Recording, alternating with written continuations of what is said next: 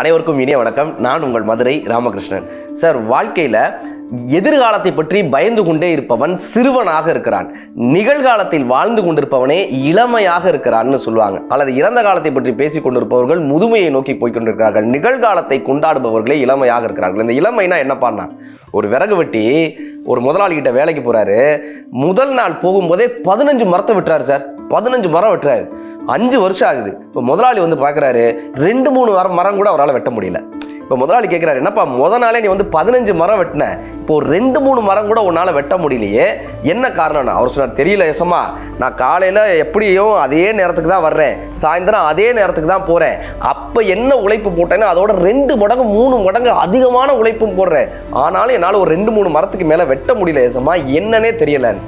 அப்போ அவர் பார்க்குறாரு, அந்த கோடாரியை பார்க்குறாரு சார். கோடாரி முனை முழுங்கி கிடக்கு, கூர்த்திட்டப்படாமல் இருக்குது. அந்த கோடாரியை பார்க்கும்போது கூர்த்திட்டப்படாமல் இருக்குது. அவர் சிரிச்சுக்கிட்டே சொன்னார், உழைப்பு மட்டும் முக்கியம் அல்ல, நாம் வைத்திருக்கக்கூடிய ஆயுதத்தை எவன் ஒருவன் கூர்த்தீட்டி கொண்டே இருக்கிறானோ அவன்தான் எப்பொழுதும் இளமையாக இருக்க முடியும். நாம் நம்மை இளமையாக வைத்துக் கொள்ள வேண்டும் என்றால் எப்பொழுதும் நம்மை கூர்த்தீட்டி கொண்டே இருக்க வேண்டும்னு கற்றுக் கொடுத்துட்டு போனாராம்.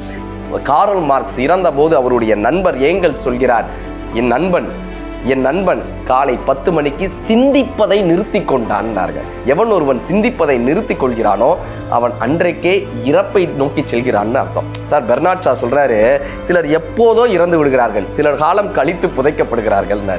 இளமையாக இருக்க வேண்டும் என்று நாம் நினைத்தால் தொடர்ந்து நம்மை நாம் கூர்த்தீட்டி கொண்டே இருக்க வேண்டும். பயாலாஜிக்கலா நம்மளால இளமையா இருக்க முடியுமா அப்பனா அங்கே ஒரு கேள்விக்குறி. ஆனால் சைக்கலாஜிக்கலா 50 வயசு என்னங்க, 100 வயது வரை நாம் நம்மை செயல்படுத்தி கொண்டே இருக்கும்போது, நாம் நம்மை கூர்த்தீட்டி கொண்டே இருக்கும்போது 100 வயது அல்ல, அதற்கு மேலேயும் நம்மால் இளமையாக இருக்க முடியும். உங்களை நீங்கள் கூர்த்தீட்டிக் கொள்ளுங்கள்.